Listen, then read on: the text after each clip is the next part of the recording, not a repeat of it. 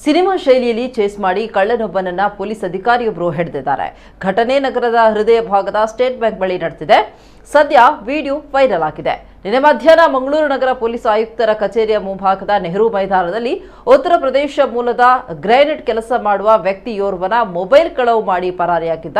ತಕ್ಷಣವೇ ಆತ ಹಾಗೂ ಸ್ಥಳೀಯರು ಎಚ್ಚೆತ್ತು ಬೊಬ್ಬೆ ಹಾಕಿ ಕಳ್ಳನನ್ನ ಓಡಿಸಿಕೊಂಡು ಹೋಗಿದ್ದಾರೆ.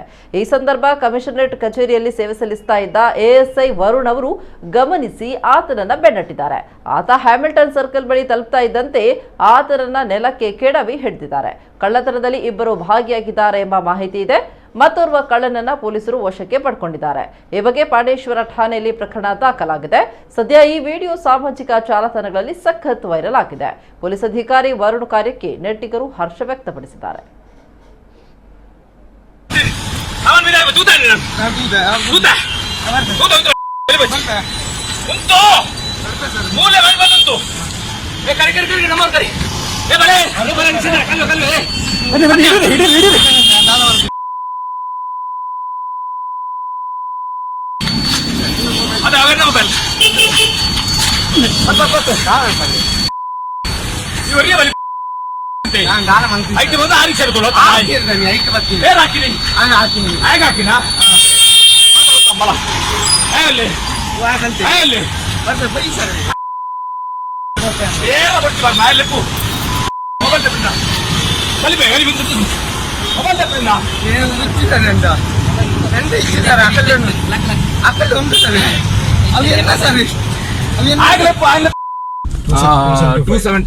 K19AB